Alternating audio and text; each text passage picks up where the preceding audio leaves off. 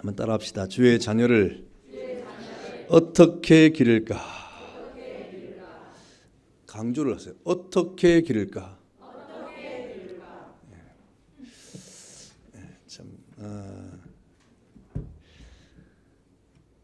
늘 우리의 숙제죠. 고민이죠. 우리 시편에 보니까 127편에 자식은 하나님의 기업이다 그랬습니다. 또 태열매고 그의 상급이라 그랬는데, 자식이 우리의 상급이 되고 태의 기업이 되고 열매가 되기 위해서도 이 하나님의 자녀로서의 자녀 양육은 굉장히 중요합니다.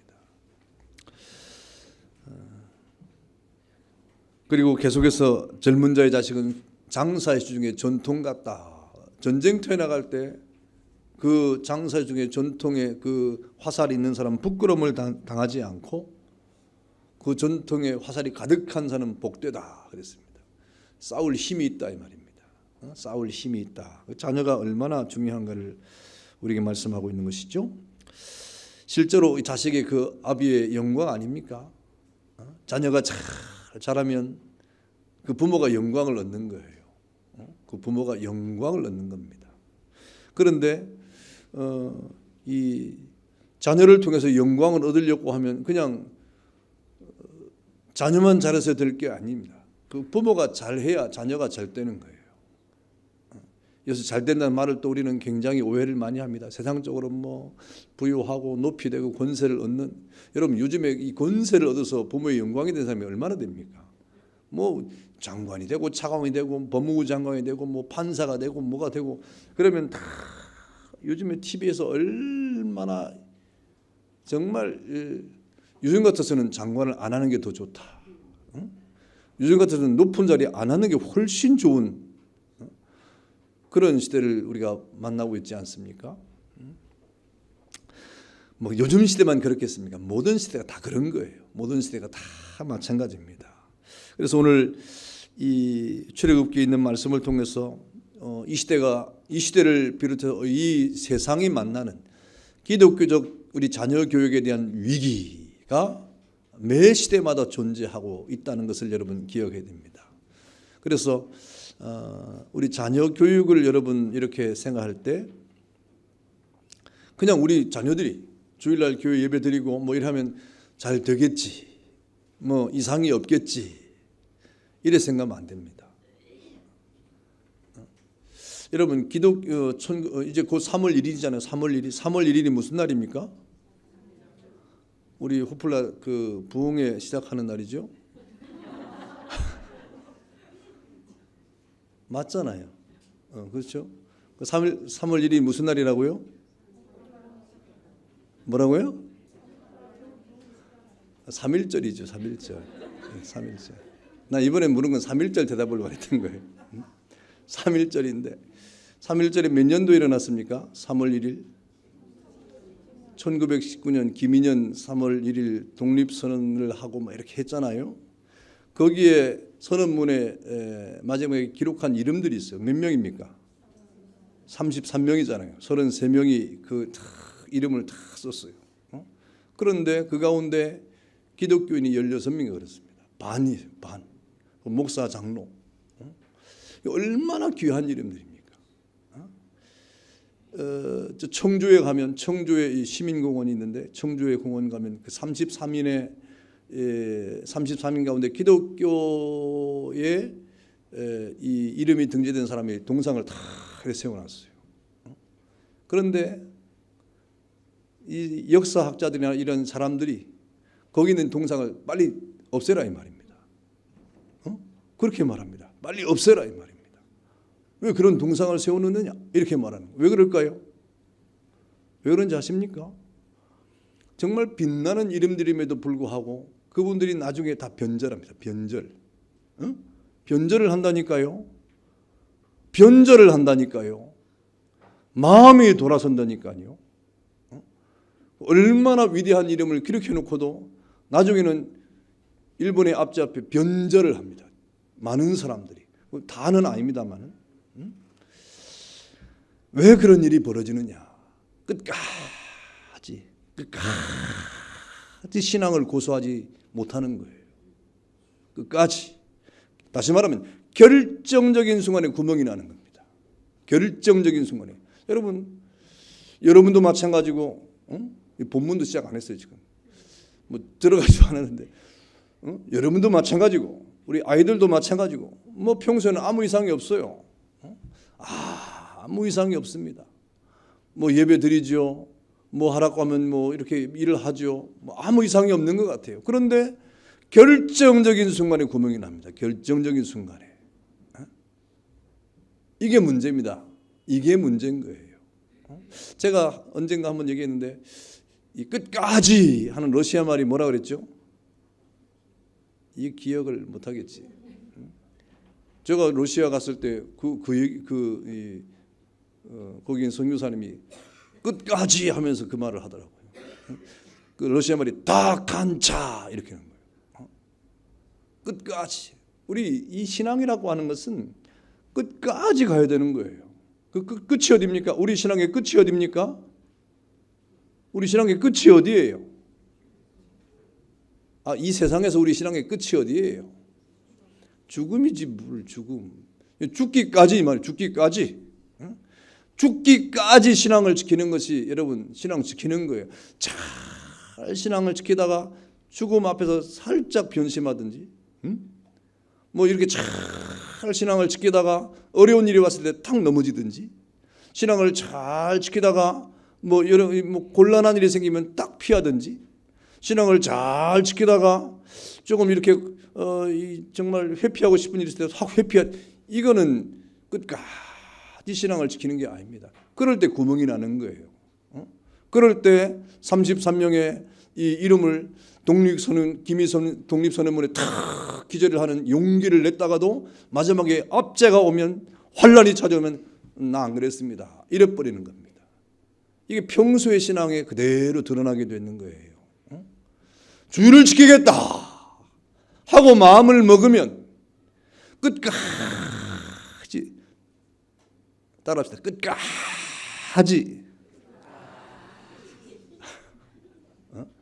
끝까지 좀 지킬 줄 알아야지. 뭐 조금 뭐 이렇게 우리가 그것마저도 이게 안 되면 도대체 우리의 믿음의 끝이 어디라 이 말입니까? 그리고 개인적으로 믿음의 끝이 다 달라요. 어떤 사람은 죽음에 이르기까지 끝까지 신앙을 지키는 사람이 있고, 어떤 사람은 요만큼 가다가 어려운 일이 있으면 그 신앙을 못 지키는 사람이 있고, 뭐 곤란한 일이 생기면 못 고치는 사람, 그게 딱 드러나게 되는 거예요. 그게 신앙의 딱 표본으로 드러나는 거예요. 여러분, 이게 우리 신앙 교육의 위기입니다. 세상이 그런 위기를 만들어가고 있는 것이죠. 오늘 보니까 모세의 어머니와 아버지가 대단한 위험과 환란 가운데 모세를 낳게 됐는데, 저들 부모가 만난 환란이, 위기가 뭡니까? 그것은 그 당시에 애굽에서 그 부모들에게 고역을 시켰다. 고역을 시켰다. 쉴 새 없이 일을 시킨 겁니다. 쉴 새 없이. 쉴 새 없이 일을 시키니까 그 부모들이 자녀를 돌볼 시간이 있을까요, 없을까요? 자녀를 돌볼 시간이 없죠. 쉼 없이 그 자녀들에게 이 부모들에게 고역을 시키니까, 일을 시키니까, 아침에도 일 시키고 밤에도 일 시키고, 그 일에 지나치도록 일을 시키니까, 여러분 그 심한 고역을 감당해야만 하니까 집에 가면 피곤하니까 뭐 누워 자야 되고, 아침에 일어나기 바쁘게 새벽같이 나와야 되고, 자기가 할당된 일을 다 해야 되니까 정말 자녀를 돌아볼 시간이 없는 겁니다.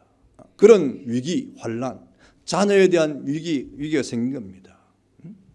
여러분, 지금 우리가 이 세상에 만난 지금 바로 그런 시대 아닙니까? 얼마나 바쁘게 여러분 돌아다닙니까? 얼마나 많은 일거리에 치여 살아갑니까? 정말 세상 일에 취해버리는 지금 이 시대를 만나고 있지 않습니까?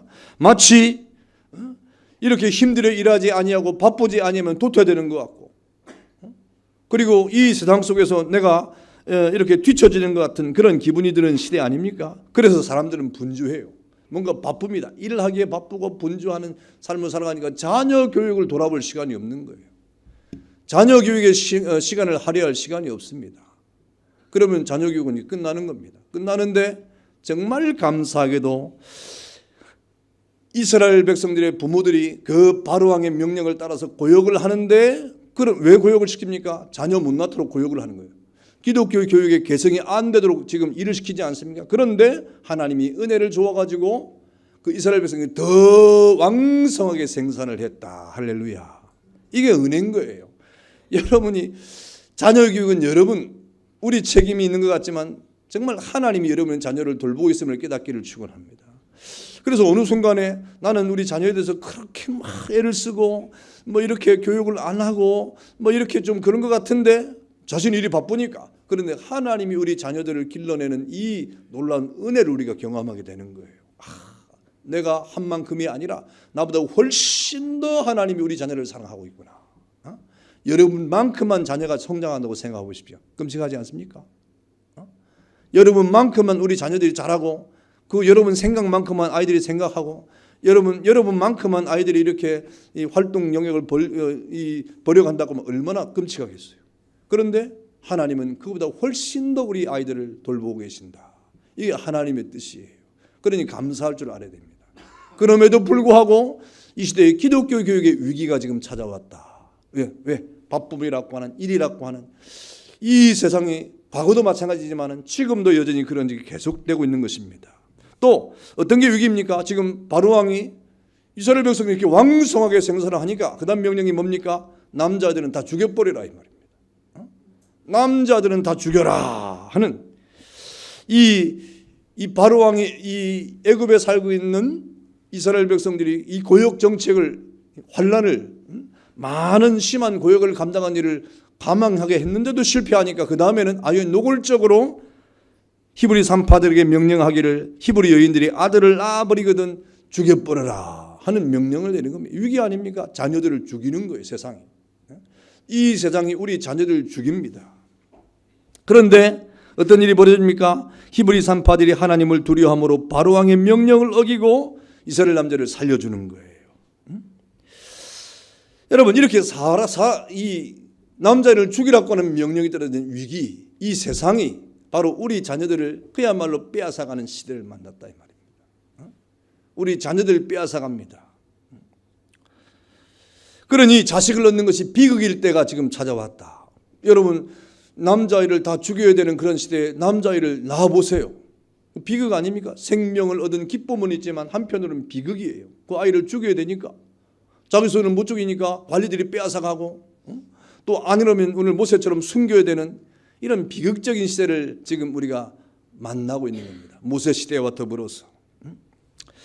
여러분 우리가 자식을 얻는 기쁨이 있었지만 그 자식을 세상의 권력에 빼앗김을 당하는 이 세상이 여러분의 자녀를 지금 빼앗아 가고 있다면 여러분의 자녀를 혹시 빼앗기지 않았습니까? 세상에 빼앗긴 사람이 없습니까? 우리 자녀를 낳을 때 얼마나 기뻤어요. 자녀를 낳을 때 얼마나 우리가 감사했습니다. 그런데 어느덧 우리 아이들이 세상에 빼앗겨버린 자녀가 되고 마는 이 비극의 시대를 우리가 만나고 있는 것입니다. 여러분 우리를 사랑하는 자식들이 권력의 힘을 가진 이 세상에 쾌락이 빼앗아가고 이 세상에 권력의 힘을 가진 문화가 빼앗아가고 부모들은 그 문화를 못 따라가니까 자녀들은 우리 부모들에 대해서 뭐 문화도 모르고 현실도 모르고 그러니까 이 부모에 대해서는 별로 이렇게 소통이 안 되니까 나는 나대로 간다 이 말입니다. 이 문화에 빼앗겨버리고 세상에 권력의 힘을 가진 과학이나 물질로 빼앗겨버리고 세상의 교육에 빼앗겨버리고 이런 일들이 얼마나 많이 있느냐 이 말입니다. 이 세상이 우리 자녀를 빼앗아가는 거침없이 이 세상의 사탄의 영향 아래 있는 인본주의와 세속의 물결이 자녀들을 마구 빼앗아가는 시대를 지금 만나고 있는 겁니다. 그래서 빼앗아가가지고 어떻게 할지 몰라요. 그 물질주의에 우리 아이들을 죽여버리든지 이 세속의 문화 가운데 죽이든지 뭐 지금 우리 아이들이 그렇게 도매금으로 넘어가는 시대를 만나고 있다. 이게 위기입니다. 우리 현대를 만난 위기입니다. 이 부모들은 속수무책이에요. 여러분 TV에 이렇게 이 부모와 자식 간의 이 감정의 골이나 여러 가지 문제 때문에 이렇게 상담을 받는 일들이 얼마나 많이 있는지 모릅니다. 부모하고는 대화가 안 된다 이 말입니다. 기본적으로. 그러니까 자식들과 부모가의 이 괴리 현상이 얼마나 심하게 벌어졌는지 이미 대화가 안 돼요. 그래서 뭔가 이 솔루션을 통해서 이렇게 그것을 극복하지는 안 되는 그런 시대가 이미 벌어지고 말았습니다. 세상에 빼앗겨버린 그리고 부모들은 속수무책이에요. 어찌할 바를 모릅니다. 이런 시대가 지금 현재 우리와 똑같은 겁니다. 여러분, 고센 땅에 이 사는 이스라엘 백성 중에 레위 족속 한 부부가 모세를 이렇게 낳았는데 그 나를 이 아이를 죽이라고 하는 정책 때문에 세상에 내놓지 못하고 이렇게 숨겨야만 되는 그런 비극의 시대를 우리가 만나고 있는, 이렇게 여러 가지 위기가 지금 모세 시대에도 있었고 지금도 계속되고 있는 겁니다. 지금도 사탄은 이 세상의 영향과 권력을 가지고 우리의 자녀들을 그렇게 빼앗아 가고 있다 이 말입니다. 그런데 우리 부모들은 속수무책이에요. 빼앗아 가도 뭐 어떻게 할 바를 모르고, 빼앗기는데도 빼앗긴 것도 모르고, 빼앗아 가려고 하고 있는데 그것을 잡아내지도 못하고, 그야말로 속수무책의 부모들이 얼마나 많습니까? 그래도 평안하다 안심하고 이렇게 전혀 우리 기독교적 자녀 교육에 손을 놓고 있는 부모들이 얼마나 많습니까? 여러분, 그럴 때 그 결과를 여러분 예측하고 있습니까? 예단하고 있습니까? 그러니 부모의 기도와 부모의 그 양육과 부모의 그 정신과 신앙 교육에 따라서 자녀들이 자라가는 그만큼 크는 거예요. 이런 위기의 시대, 이 위기의 때를 우리가 만나고 있는데, 여러분, 베드로의 설교 중에도 요셉을 알지 못하는 새 임금이 애굽 왕의 오름에 그가 우리 족속에게 괴계를 써서 조상을 괴롭게 하며 그 어린 아이를 내어버려 살지 못하게 했다. 세상의 권력은 부모와 자식을 갈라놓는 것, 세상의 권력입니다. 그 세상의 권력이 교육이든 물질이든 쾌락이든 인본주의든 세속주의든 관계없어요. 사탄은 그것을 이용해서 여러분과 여러분의 자녀를 갈라놓습니다. 갈라놓고 있는데도 속수무책이에요. 갈라놓고 있는데도 그걸 인지하지 못합니다. 갈라놓고 있는데도 그런가 보다 하고 넘어갑니다. 이게 부모의 책임 회피요, 직무유기입니다. 그런 위기가 지금 꽉 찼다 이 말입니다. 나중에 후회죠. 나중에 후회합니다. 이러한 애굽의 바로왕의 정책은 역사상에 나타나는 적기도의 정체인데, 여러분, 바로왕이라는 한 사람의 인물이 그것을 한 게 아니고 그 왕의 그 모든 명령은 뒤에서 배후에 역사하는 사탄의 힘에 의해서 그래 되는 거예요. 적기도 운동입니다. 이렇게 세상의 역사에 등장한 적기도 권력과 그 세력들은 하나님의 자녀들이 번성하고 창대하고 신앙의 개성을 해나가고 정말 죽기까지 끝까지 신앙을 지키는 일을 방해하는 일들이 사탄이 하는 일이에요. 지금도 그렇게 하고 있다 이 말입니다. 여러분의 자녀들이 끝까지 신앙을 고수하는 일을 포기하도록 만드는 게 사탄입니다. 그런데 부모들이 먼저 백기를 투항해가지고 스스로 부모들이 자녀들의 신앙의 길을 막아버리는 부모들이 얼마나 많습니까? 자녀들의 신앙의 길에 구멍을 뻥뻥 뚫어버리는 부모들이 얼마나 많으냐 이 말입니다. 스스로 아무것도 아닌 것처럼. 여러분, 오늘 기독교는 이러한 애굽적 권력이나 무신론이요 우상적인 기타 여러 세속의 사상의 영향 때문에 자녀들의 영적 교육이나 육적 성장에 큰 위기를 만나고 있다. 예나 지금이나 똑같이 지금 위기를 만나고 있는 겁니다. 이제 그걸 못 보면 우리도 마찬가지인 거예요. 하나님이 은혜를 주시지만 그나마 은혜를 주시니까 이 정도죠. 하나님이 여러분에게 온전히 여러분의 자녀를 맡겼다고 하면 지금 상상을 못하죠. 하나님이 그나마 여러분과 여러분의 자녀를 지키기 때문에 하나님이 은혜를 주시니까 이만한 겁니다. 깨닫기를 축원합니다. 그런데 하나님이 전혀 여러분 관여하지 않고 돌보지 않고 여러분에게만 교육을 맡겼다고 하면 여러분 상상할 수 없어요. 지금 모세 시대에 모세의 부모가 만난 이 위기에 그 모든 위기가 지금 그대로 전개되고 있고 지금도 지속되고 있다 하는 겁니다. 여러분, 그렇다고 하면 이 위기 시대에, 이 환난의 시대에, 정말 이 긴급한 시대에 우리 자녀를 어떻게 길러야 되느냐? 어떻게 길러야 되겠습니까? 당연하죠. 따라하면 믿음으로 길러야 합니다. 또 말하면 내가 뭔 잔소리 했습니까? 또 말하면 입이 아프죠. 우리 하나님의 자녀들을 믿음으로 길러야 되는, 이건 뚜렷한 우리 기독교인의 목표입니다. 믿음으로 길러야 돼요. 믿음으로. 여러분, 오늘 이 본문에 보니까 이 고센 땅에 살던 모세의 어머니가 여급에신데 그 아들을 석 달 동안 숨겨 길렀어요. 차마 그 아들을 세상에 못 내놓는 거예요. 어떻게 내놓겠습니까? 여러분 같으면 세상에 내놓겠습니까? 방치하겠습니까? 그래도 그 아이를 끌어안고 석 달 동안 기릅니다. 여러분, 그 아이를 석 달 동안 길렀다고 하는 것은 세상을 무서워서 하는 것이 아니라 그 아이에 대한 하나님의 그 믿음을, 그 하나님이 그 아이에 대한 그 사랑을 본 거예요. 나중에 나오지만. 그래서 하나님의 은혜 가운데 하나님을 의지한 신앙으로 지금 기르고 있는 겁니다. 여러분, 석 달을 그냥 궁여지책으로 지금 당장은 못 내놓지만 내가 아이를 빼앗길 때까지 지키겠다, 이런 마음이 아니라 이 말입니다. 지금 당장 못 내놓지만 내가 지킬 때까지 지켜야 되겠다, 이런 마음이 아니라니까요. 모세와 모세의 어머니는 그런 마음으로 지킨 게 아니라 하나님의 은혜를 믿는 믿음 안에서 하나님 앞에서 그 아이를 지금 지키고 있는 겁니다. 히브리서 11장 23절에 보니까 여러분, 믿음으로 모세가 낳았다. 저들은 그 자식을 믿음으로 얻은 거예요. 믿음으로 얻었다 이 말입니다. 그리고 믿음으로 낳았다 이 말입니다. 믿음으로 양육을 하는 그런 길을 걸어가는 겁니다. 그래서 23절에 11에서 11장 믿음으로 모세가 낳았을 때 그 모가 아름다운 아이임을 보고 석 달 동안 숨겨 임금의 명령은 무서워하지 아니했다.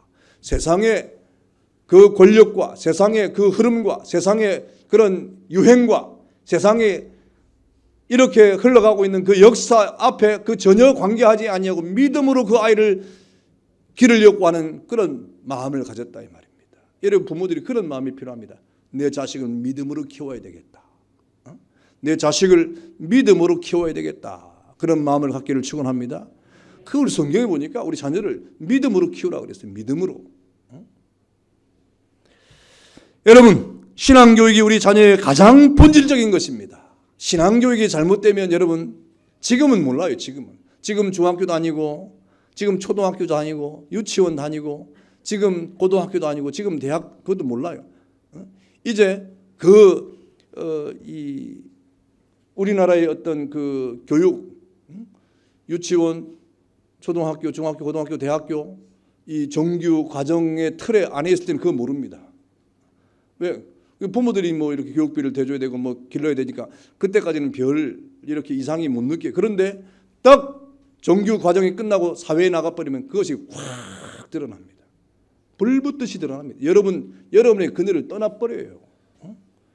여러분의 의지를 떠나버려요. 여러분의 생각을 떠나버려요. 그때 이제 초등학교, 중학교, 고등학교, 대학교 때에 우리 아이들이 신앙교육을 어떻게 시켰느냐 하는 게 이 사회생활을 나가면서 쫙 펼쳐집니다. 그러니 여러분의 자녀를 믿음으로 키우는 것이 가장 부모의 교육의 본질임을 깨닫기를 축원합니다. 믿음으로 키워야 됩니다. 믿음이 우선적이 됩니다. 창조주 하나님의 신앙과 구속주 예수님의 신앙과 보혜사 성령님의 신앙과 절대 진리의 신앙 교육이 우리 아이들에게 우선적으로 필요하다. 신앙으로 키워야 됩니다. 그리고 하나님의 형상을 보고 길러야 되는데 2절에 보니까 뭐라 그랬습니까?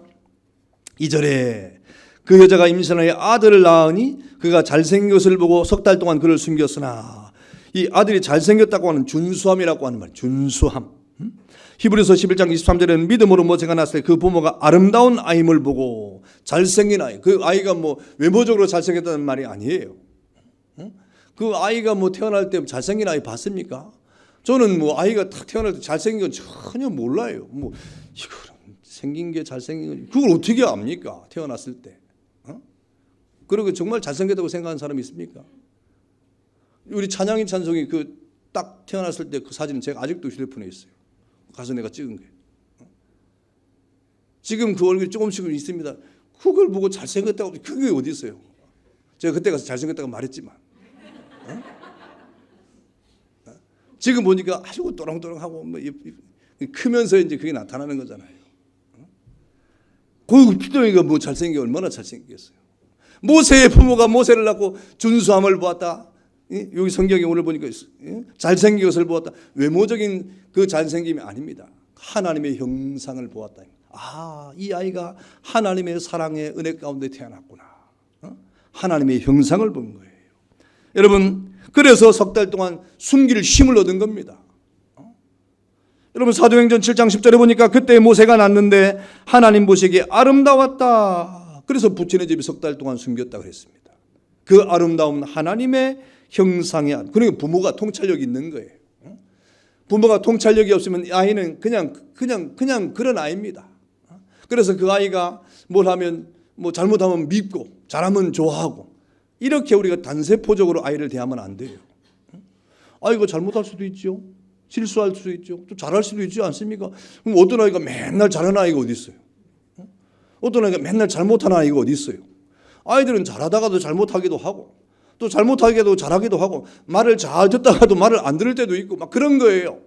근데 그때마다 뭐 잘하면 예쁘고 잘못하면 밉고, 그런 부모가 세상에 어디 있습니까? 그거는 정말 단세포적으로 우리 아이를 대하는 겁니다. 그래가지고는 아이를 교육 못하는 겁니다. 우리 부모들은 적어도 통찰력을 가져야 되는데, 그 아이에 대한 통찰력이 무엇입니까? 그 아이 속에 존재하는 하나님의 형상을 볼 줄 알아야 된다 이 말입니다. 아하, 이 아이가 하나님의 은혜로 나에게 왔구나, 하나님이 그 형상이 이 아이에게 있구나 하는 겁니다. 여러분, 저들은 혈통을 타고난 육적인 자식을만 본 것이 아니라 그 얼굴을 통해서 하나님이 그 아이를 아름답게 하신 형상을 보았다.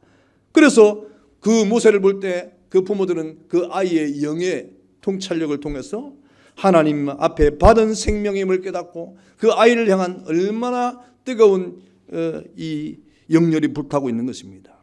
그 아름다움이 하나님의 아름다움이죠. 또 그 얼굴을 볼 때, 그 얼굴을 볼 때 하나님의 형상을 봤다고 하는 것이 무엇이에요? 그 아름다움이 무엇입니까? 하나님의 형상이 첫 번째. 두 번째는 뭡니까? 하나님의 뜻이 그 아이에게 있다는 겁니다. 하나님이 나에게 이 아이를 주신 것은 하나님께서 이 아이를 통해서 하실 일이 있다 이 말입니다. 그러면 그 아이를 잘 길러야 되잖아요. 그 아이를 기를 때 어떻게 기르어야 됩니까? 오늘도 오전에 설교했지만 내 뜻대로 기르는 게 아닙니다. 내 입맛대로 기르는 게 아니에요. 자기 하지 못한 것 그 아이에게 대비시켜가지고 이렇게 해라 하고 자기 소원풀이로 기르는 것이 아닙니다. 하나님의 뜻이 이 아이에게 이루어지도록, 하나님의 아름다운 계획이 그 아이에게 이루어지도록 우리가 기도하면서 그 아이를 길러내야 되는 것입니다. 그것이 바로 신앙교육이라 이 말입니다. 이런 풍부한 영감을 가지고 통찰력을 가지고 우리 아이를 바라봐야 되고 그 아이를 우리는 키워내야 되는 것입니다. 여러분, 오늘 이 모세의 부모는 단순히 그 아이를 보고 혈연 관계에 있어서의 부모나 모성으로 또는 이 부성으로 흥분한 게 아니에요. 부성과 모성은 슬퍼야 돼. 왜? 죽을 때 태어났으니까 슬퍼야 되는 겁니다. 죽어야 되니까 슬퍼하는, 낳지만은 기쁨으로 낳지만은 그러나 곧 죽어야 되니까 얼마나 슬프겠어요.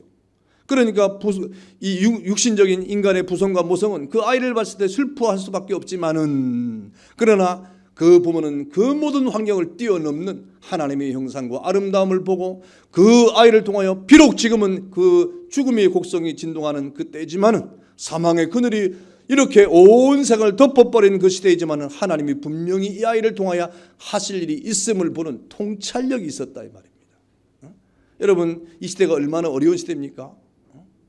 그래서 이 부모들은 요즘에는 아니죠. 요즘에는 이 결혼을 해도 자식을 낳으려 그래요, 안 낳으려 그래요? 여러분 해당이 안 되겠지만은 결혼을 해도 자식을 안 낳으려 그래요. 왜?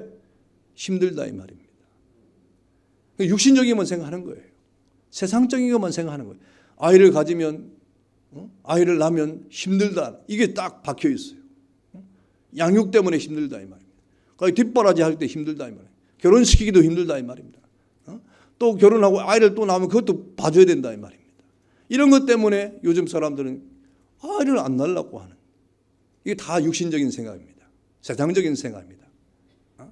그럴 때 우리는 어떻게 됩니까? 더 많이 아이를 낳아가지고 그 아이를 통하여 하나님의 뜻을 보는 그런 은혜가 있어야 돼요. 할렐루야.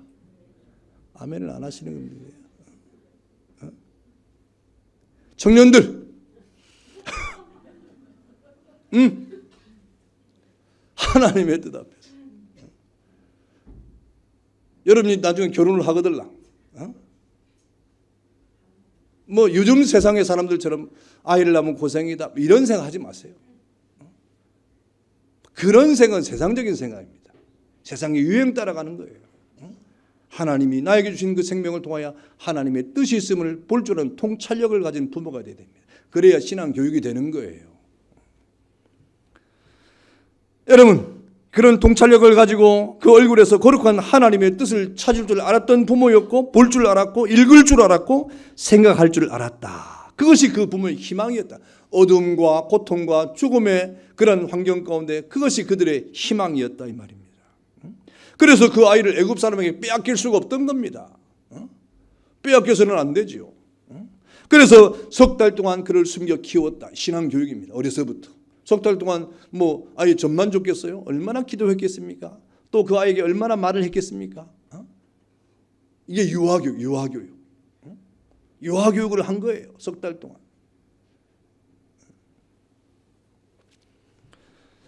과연 저들의 믿음대로 그 아이는 어떻게 됐어요? 믿음대로 모세가 어떤 사람이 됐습니까? 출애굽의 기수가 되고 광야교회의 아버지가 되고 이스라엘 법치국가의 창설자가 되면서 정말 모세의 부모가 그 아이를 보면서 하나님의 아름다움을 본 그대로 통찰력을 통하여 하나님 주신 믿음을 통하여 그 아이를 본 그대로 그 아이가 신앙으로 성장을 해가지고 결과적으로 이스라엘의 아버지가 되지 않습니까? 법치국가의 창설자가 되고 광야교회의 아버지가 되면서 출애굽의 기수로서 하나님 앞에 멋지게 쓰임받지 않습니까? 그 부모의 신앙이 그렇게 아이들에게 개성되는 겁니다. 부모 교육이 얼마나 중요하겠어요. 부모의 그런 교육과 더불어서 하나님이 주신 그 은혜가 그 아이를 그렇게 자라게 한다 이 말입니다.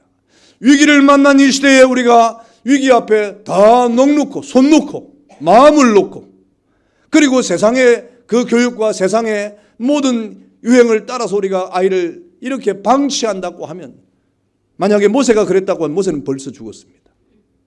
모세는 벌써 이 세상에서 그 이름을 낼 수가 없는 사람이에요.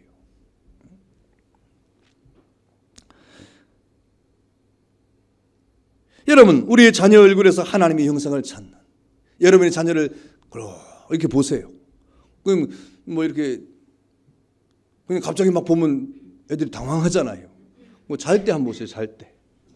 잘 때 제가 이제 서울에 있을 때 우리 아이 3명을 쫙 뉘어놓는데 탁 재우고 이제 내가 탁 보고 있는데 그때 하나님 내주시면 나는 참 부자구나.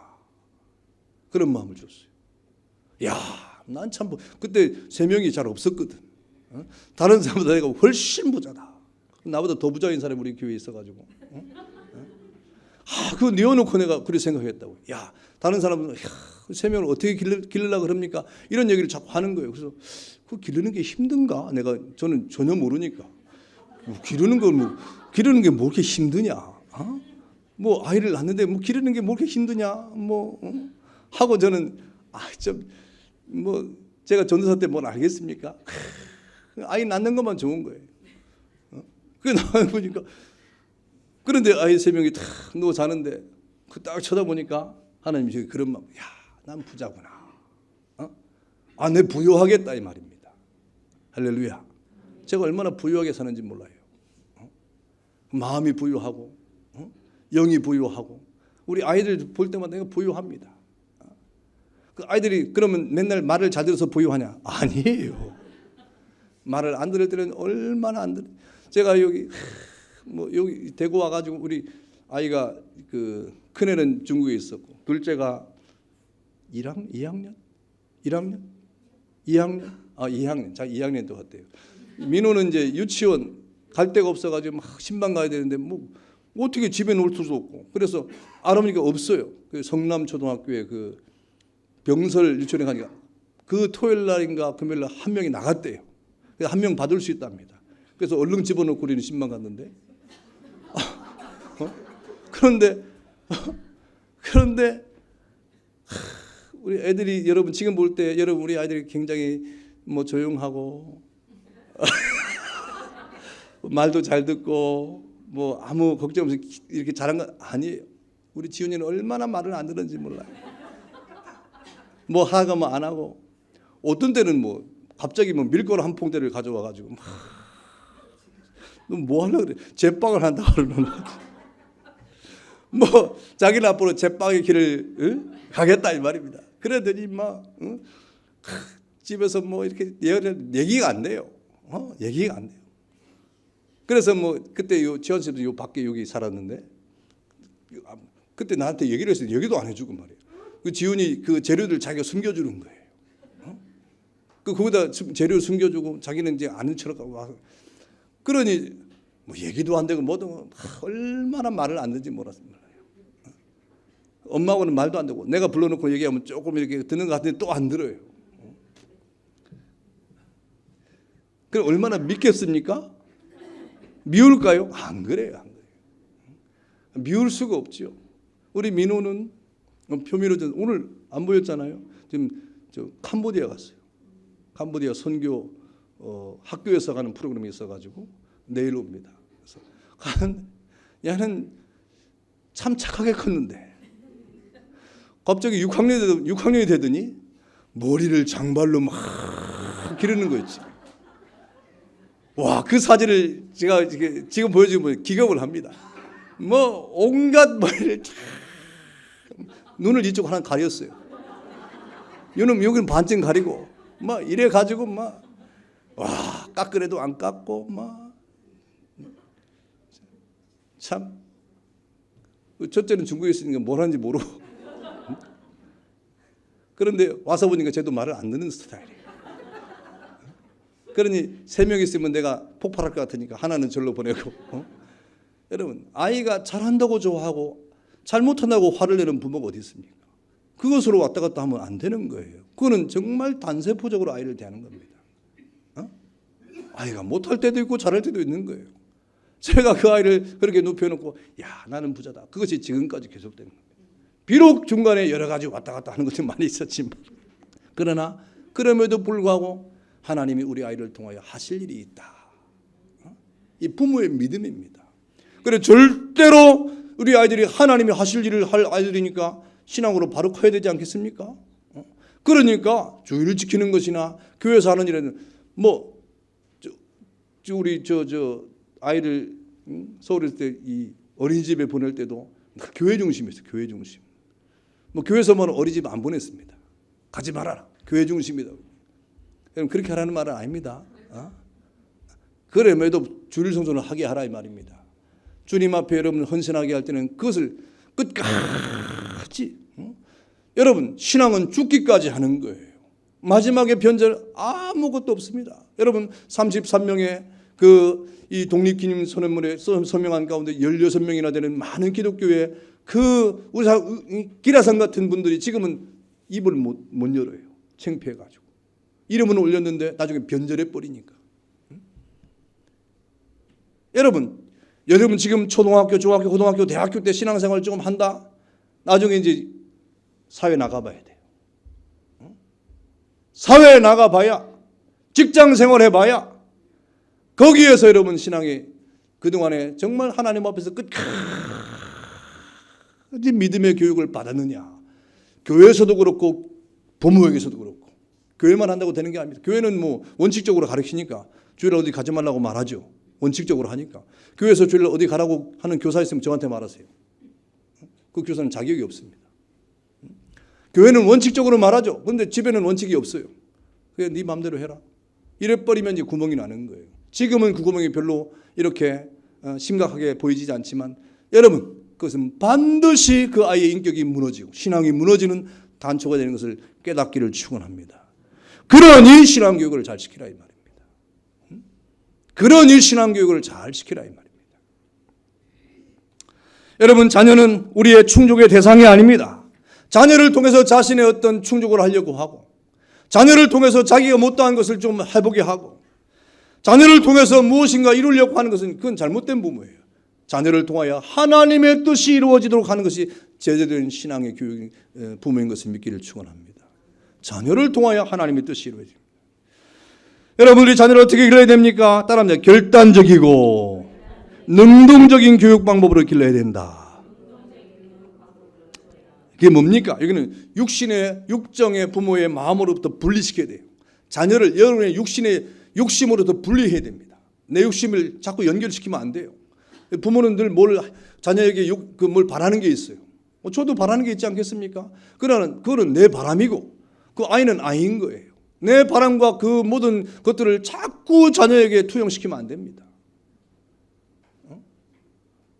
그럴수록 실망하는 겁니다. 그럴수록. 왜? 자녀 욕심만큼 안 되거든요. 될 수가 없어요. 부모는 언제든지 자녀의 맥시멈을 이렇게 기준을 잡고 있지만, 그러나 자녀의 현실은 그렇지 않습니다. 여러분, 우리 어릴 때 자녀는 다 대통령, 저만 할 때도 우리 잘할 때 너 장래 뭐 할래? 그럼 다 대통령 간다 그랬어요. 또 뭐 할래? 장군 된다 그랬어요. 다 이구동성으로. 그것밖에 없었어요. 요즘에는 뭐 이렇게, 또 여러분 우리 자녀에게 물어, 너 나중에 뭐 운전사 될래요? 이렇게 실망하지 마세요. 자녀에게 너 나중에 뭐 할래? 넌 뭐 운전사 될래요? 이래도 실망할 필요가 하나도 없습니다. 다 바뀝니다. 걱정하지 마세요. 아이고 너 이놈아 지금 와서 운전사 되고 그럴 필요 없대요. 운전사 하면 어떻습니까?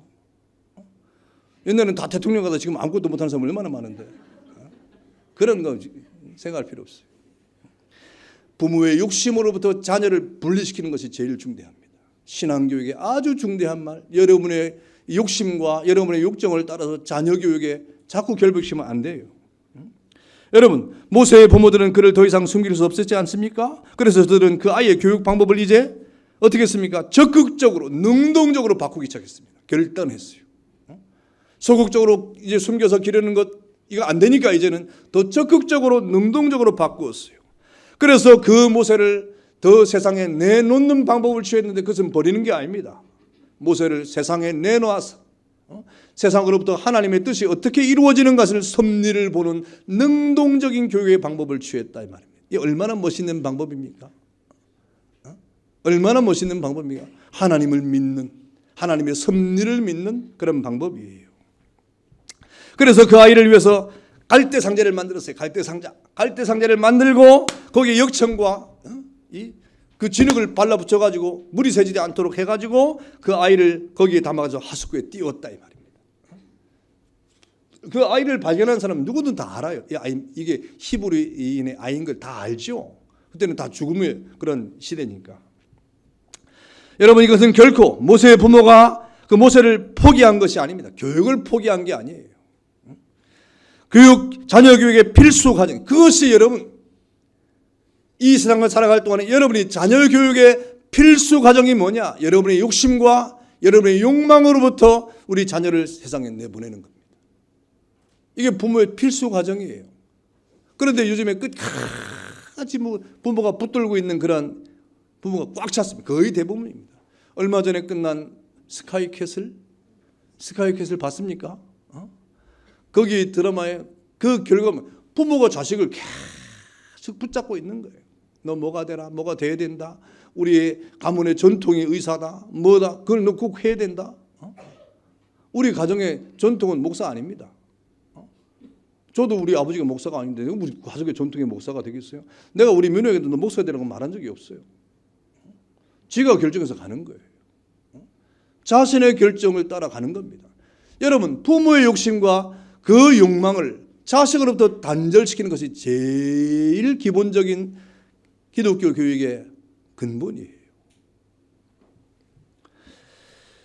여러분, 신앙은 인간이 할 수 없을 때 하나님이 하실 수 있는 초자연적인 권능과 섭리 앞에 모든 것을 맡기는 건 아닙니까? 이 신앙 교육입니다.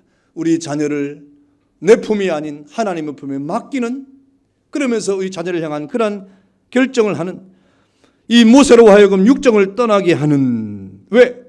부모가 할 일은 끝났기 때문에 그렇습니다. 여러분, 부모가 평생 같이 할 수 없어요. 그러니 부모를 떠나는 아이에게 부모를 떠나면서 하나님께 맡겨지는 이러한 일이 반드시 있는데, 그때를 위해서 여러분 신앙교육을 잘해야 된다니까요. 그리고 이런 결단은 무엇입니까? 하나님의 섭리를 믿는 결단입니다. 여러분, 저들에게 이 아이를 바로의 공주가 목욕하러 오는 장소로 보내는 것이 1차 작업이었어요. 여러분, 나일강 하수가에 띄웠다고 하는 건 그냥 띄운 게 아닙니다. 바로의 공주가 오는 그 시간과 그 다 아는 거예요. 또 이러면 그냥 하는 일이 없어요. 다 아는 겁니다. 그래서 그 모세의 누리 미리암이 갈대 상자의 행방을 지켜보도록 하지 않습니까? 어디로 가느냐? 하나님의 섭리를 보자 이 말입니다. 하나님의 섭리를 보자. 그러니까 그 갈대가 둥둥둥둥둥 가더니 어디로 갔습니까? 바로의 공주가 목욕하는 그 하수로 딱 가는 거예요. 그러니까 뭐 갈대 상자가 하나 오는데 뻔하죠. 뻔하지 않습니까? 그 안에 뭐가 들어있는 게 뻔하잖아요. 이 공주도 다 아는 거예요. 그런데 공주가 할때성을 딱 열으니까 그때 하나님이 그 아이로 하여금 울음을 터뜨려 하고 울음을 터뜨려. 여러분 아이가 울으면 인지상정이 생기는 거 아닙니까? 그러니까 바로의 공주가 그 아이를 측은히 여기고 불쌍해가지고 자기 아들을 산 거예요. 하나님의 섭리입니다. 여러분 우리가 하나님 앞에 짐으로 이 진정으로 하나님의 기독교적 자녀 교육을 시킨다고 하는 것은 정말 여러분의 결단이 필요합니다. 지금 모세가 만난 그때의 위기처럼 지금도 여전히 위기는 계속되고 있습니다. 자녀 교육의 위기를 우리가 만나고 있다 이 말입니다. 여러분이 지금 자녀 교육의 위기에 대처를 잘못해가지고 지금 고생하는 사람이 있을 줄 압니다. 자녀 교육에 그 여러 가지 고난이 우리에게 있는 부부들이 있습니다. 계속 기도해야 됩니다. 여러분 그 위기는 내적으로 기독교 신앙의 유산의 기본적인 매개체가 되는 부모들의 무책임으로부터 시작됩니다. 위기의 그 첫 번째 요인은 부모에게 있어요. 자녀에 대한 무책임입니다. 방관하는 겁니다. 자녀가 신앙교육을 벗어나는 일 앞에 방관하는 부모들, 별스럽지 않게 대하는 부모들, 이게 위기의 아주 중요한 첫 번째 요소예요. 그런 것들은 바로 기독교 교육을 포기한 것 아닙니까? 일종의 영적인 자살입니다. 여러분 축구할 때 우리가 골을 어디에 넣어야 돼요? 골대 그러면 안 되지. 상대편 골대에 넣어야지. 정말 재밌습니까? 뭐 그거 없어요. 우리가 축구할 때 골을 어디에 넣어야 돼요? 그렇지. 상대편 골대에 넣어야지. 자기 편 골대는 뭐예요? 자살골이 되는 거예요.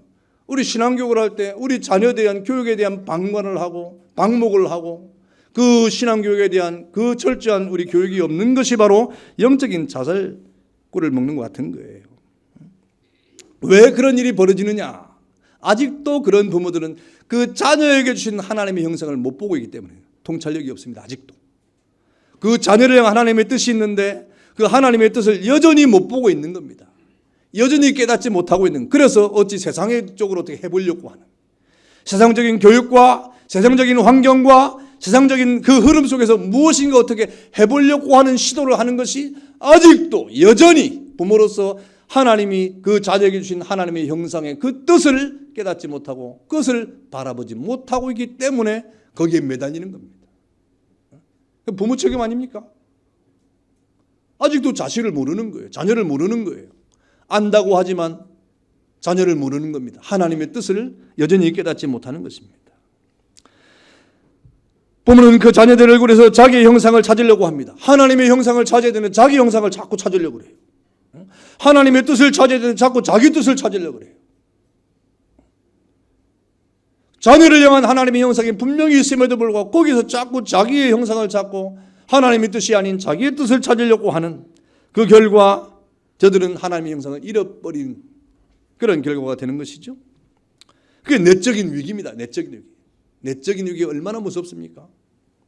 외적인 위기는 말세 현상입니다. 인본주의 교육과 이 세상의 물결이 이 지상 명제가 돼가지고 사람들이 다 뭔가 출세의 길을 가려고 하고 뭔가 모르지 뭔가 이렇게 가면 잘 될 것 같은 그런 이런 막연한 기대 때문에 세속의 물결을 따라 인본주의에 따라 이 세상 교육을 따라가는 이런 막연함 속에서 막 달려갑니다. 이게 외적인 위기예요.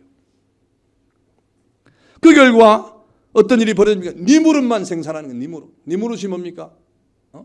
그 시대의 영걸들, 뭐 이름 나는 사람들. 그러나 니무릇은 하나님의 심판을 받지 않습니까? 세상을 따라가면 여러분의 자녀가 심판을 받을 줄 모른다 이 말입니다. 얼마나 무서운 이야기예요. 그 외적인 위기 앞에 우리가 그 아이를 방임하고 방관해서는 안 된다 이 말입니다. 여러분 그래서 오늘 기독교의 신자들의 부모들이 참 아이러니하게도 신앙교육 안에 있다고 하면서도 늘 일반적인 교육 앞에 너무나 여러분 어떤 일이 벌어집니까? 과잉 상태. 여러분 기본적인 우리 교육은 다 학교에서 되게 돼 있어요. 그리고 여러분 또 뭐 여러 가지 교육이 다 돼 있습니다. 그런데 더 지나치게 하려고 하는 욕심 때문에 과잉 상태에 빠져가지고 그 과잉이 하나님 앞에 신앙교육을 잡아먹어버려가지고 아이들로 하여금 신앙의 탄탄한 기초 앞에 세워가지 못하도록 하는 그런 일들이 지금 벌어지고 있다. 그러면서 자녀의 영혼 교육에는 전혀 아무런 관심조차 갖지 않습니다. 우리 아이가 어떻게 영혼이 자라가는지 우리 아이들이 어떻게 성장하고 있는지, 믿음으로 자라가고 있는지, 그 아이가 지금 어디에 구멍이 뚫려가지고 신앙의 상처를 입고 있는지 전혀 관심이 없어요. 전혀 그 아이들의 영혼의 상태에는 우리가 진단을 하지 못하고 세상적인 교육에 매몰되고 과잉하는 이런 일들이 생겨나게 되는 것입니다. 성도 여러분, 우리 자녀들을 어떻게 기를 것이냐? 어떻게 기를 것이냐? 이건 부모의 절대적인 책임이 많이 큽니다. 여러분의 자녀에게 하나님이 주신 그 자녀에게 그 얼굴에서 하나님의 형상을 보시기를 바랍니다. 하나님의 아름다운 뜻을 찾아야 됩니다. 내 뜻이 아닙니다. 여러분의 그 생각이 아닙니다. 하나님의 뜻을 찾아야 됩니다. 그 뜻을 읽어내야 됩니다. 그 뜻을 깨달아야 됩니다. 하나님의 뜻이 이루어지도록 우리 자녀들을 양육해야 됩니다. 하나님의 뜻이 이 땅에 이루어지도록, 하늘의 뜻이 이 땅에 이루어지도록, 하나님의 뜻이 내게 이루어지고 하나님의 뜻이 우리 자녀에게 이루어지고 하나님의 통치가 나에게, 우리 자녀에게 나타나도록 그렇게 우리가 교육을 해야 된다 이 말이죠. 그것이 바로 절대신앙 교육입니다. 신본주의 신앙입니다. 여러분, 이러한 일들이 이 모세 시대와 같은 위기의 시대에, 또 지금과 같은 위기의 시대에, 이 세상은 다 위기 시대입니다. 신앙교육에. 그런 신앙교육의 어두움과 위기 시대마다 정말 신앙의 부모들이 그 많은 하나님 앞에서의 형상을 닮은 하나님의 자녀들을 믿음의 교육을 통하여, 또 믿음의 뜨거운 열정을 통하여 하나님 앞에 세움을 받는 일들이 얼마나 많았습니까? 교회 수중에 그런 일들이 많았습니다. 대표적으로 우리가 잘 알고 있는 저 유명한 성자 아우구스티누스는 요즘에 이 아이들의 이 그 도서 목록 가운데 아우구스티누스의 고백록, 참회록 이런 게 있어요. 고백록이 더 맞는 말입니다만은 그게 필독 도서가 될 정도로 그 우리에게 성자 아닙니까? 아우구스티누스가. 그 아우구스티는 처음에는 만유교에 빠져가고 이단에 빠졌었어요. 이단에. 그래가지고 자기 부모를 떠나서 멋대로 막 방탕한 생활을 하고 자기 멋대로 장가가고 아이도 낳고 막 그랬습니다. 그러니까 부모가 얼마나 괴롭겠어요. 부모는 신앙으로 키우려고 했으나 아이는 막 도망치는 거예요. 물론 어거스틴은 그렇게 행할 때 뭔가 진리를 찾고자 하는 자기 나름대로의 추구가 있었습니다. 그럼에도 그 자신의 열심으로는 찾지 못했어요. 그러나 그 옆에서 그의 어머니 모나카가 얼마나 기도했는지 모릅니다. 그 기도를 보고 자란 사람이 어거스틴이에요. 방탕할 때도 그 기도가 끊이지 않았습니다. 그가 이렇게 이 부모를 떠나서 자기 멋대로 결혼하고 아이를 낳을 때도 그 모나카의 어머니의 기도는 끊이지 않았습니다. 그러니까 자식이 잘 될 때나 못 될 때나 그것 때문에 부모가 왔다 갔다 하지 않았다 이 말. 그 부모는, 모나카는 그 어거스틴을 통하여 하나님의 형상을 본 거예요. 하나님이 하실 뜻이 있다고 본 거예요. 그래서 끊임없이 기도했습니다. 끊임없이 그 은혜를 쏟아냈습니다. 끊임없이 어거스틴에게 말했습니다. 그러자 어거스틴이 어느 날 저 콘스탄티누스에서 그 정원을 거리면서 톨날에게 잡아서 읽어라 이 말입니다. 라고 하는 음성을 듣고 급히 들어가서 성경을 펼쳐 읽은 것이 방탕하지 말고 호색하지 말고 하는 성경을 보고 그가 회개하면서 돌아오지 않습니까? 하나님의 은혜죠. 그리고 어머니의 기도가 끊임없었다 이 말입니다. 부모의 신앙교육이 중단되지 아니할 때 소망이 있는 겁니다. 부모의 신앙교육이 중단되면 위기입니다. 위기는 가중될 것이다. 우리 부모님들이 우리 자녀를 어떻게 기를 것이냐. 여러분, 우리 교사들이 우리 아이들을 어떻게 기를 것이냐. 신앙으로 교육을 하고 그 아이를 볼 때마다 하나님의 형상을 보고 그 아이를 통해서 하나님의 뜻이 이루어지고, 아이고 이렇게 조그마한 아이가 언제 하나님의 뜻이, 아니에요. 아니에요. 우리 요 아이들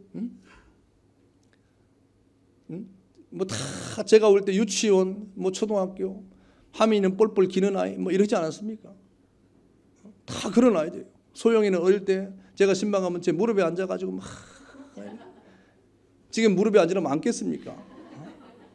징그럽다 그러죠. 그런 아이들이었어요. 그런 아이들인데 여러분 이렇게 성장을 해가지고 하나님의 뜻이 나타나죠. 여러분이 가르치는 그 유치부 아이들, 여러분이 가르치는 그 유학교 아이들, 여러분이 가르치는 SFC 아이들, 청년들, 여러분 그 아이들에게서 하나님의 형상을 보고 하나님의 뜻을 보는 지혜로운 교사들, 지혜로운 부모들이 되기를 주의 이름으로 축원합니다. 기도하겠습니다.